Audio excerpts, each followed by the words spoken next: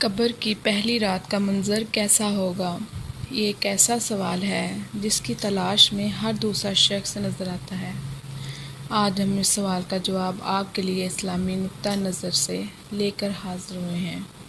اس کے علاوہ آپ کو یہ بھی بتائیں گے کہ آخر قبر انسان کو کیسے پکارتی ہے؟ کیا یہ پکار انسان کو سنائی دیتی ہے؟ قبر کی پکار حضرت ابو سعید خدری رضی اللہ تعالیٰ عنہ سے روایت ہے کہ سرور کائنات صلی اللہ علیہ وسلم نے فرمایا، لوگوں، لذتوں کو ختم کرنے والی موت کو کثرت سے یاد کیا کرو۔ قبر ہر دن اپنے مردوں سے جو خطاب کرتے ہوئے اعلان کرتی ہے، جو مردے ہوتے ہیں ان سے خطاب کرتے ہوئے اعلان کرتی ہے کہ میں غربت اور تنہائی کا گھر ہوں، مٹی اور کیڑوں کا گھر ہوں۔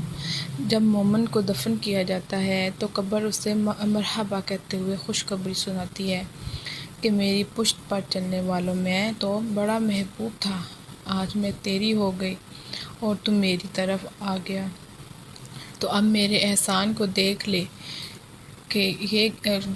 گا۔ یہ کہہ کر قبر تحت نگاہ کشادہ ہو جاتی ہے اور جنت کا دروازہ اس کے لیے کھول دیا جاتا ہے، جہاں سے ان کو جنت کی تازہ ہوا آتی ہے۔ حضرت ابو ہریرہ رضی اللہ تعالیٰ عنہ کا بیان ہے کہ رسول اللہ صلی اللہ علیہ وسلم ایک جنازے میں شریک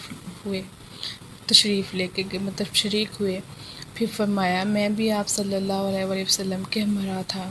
آپ صلی اللہ علیہ وسلم ایک قبر کے پاس بیٹھ گئے تھے اور فرمایا، یہ قبر ہر دن بآواز بلند کہتی ہے، اے آدم کی اولاد، تو کیوں مجھے بھول گیا؟ کیا تجھے یہ معلوم نہیں کہ میں تنہائی کا گھر، غربت کا گھر، وحشت کا گھر، کیڑوں مکوڑوں کا گھر ہوں؟ میں بہت تنگ ہوں، مگر اللہ جس کے لیے کشادگی کا حکم فرمائے گا اس کے لیے کشادہ ہو جاؤں گی۔ اس کے بعد آپ صلی اللہ علیہ وسلم نے فرمایا، اے قبر، تو یا تو جنت کا چمن ہے یا پھر آگ کا ایک تنور۔ حضرت ابو حجاج رضی اللہ تعالیٰ عنہ سے روایت ہے کہ رحمت عالم صلی اللہ علیہ وسلم نے فرمایا، مردہ جب قبر میں رکھا جاتا ہے تو قبر اس کو کہتی ہے، اے ابن آدم، تو ہلاک ہو جا، تجھے کس چیز نے مجھ سے دھوکے میں رکھا؟ کیا تجھے معلوم نہیں تھا کہ میں فتنہ، تاریکی اور کیڑے مکوڑوں کا گھر ہوں؟ تجھے کس چیز نے مجھ سے بہکا کر نہ ڈر کر دیا اور تو میری پشت پر خوب اکڑ کر چلتا ہے؟ اگر وہ مردہ نیک ہوتا تو اس کی طرف سے قبر کو جواب دینے والے جواب دیتے، اے قبر، تو دیکھ تو صحیح اس کے اعمال کیسے ہیں، یہ اچھائی اختیار کرتا تھا اور برائی سے باز رہتا تھا۔ یہ سن کر قبر کہتی ہے، بے شک یہ نیک تھا، اب میں اس کے لیے سبز ہو جاتی ہوں۔ مردے کا جسم اس وقت منور ہو جاتا ہے اور اس کی روح اللہ تعالیٰ کی طرف بھیج جاتی ہے۔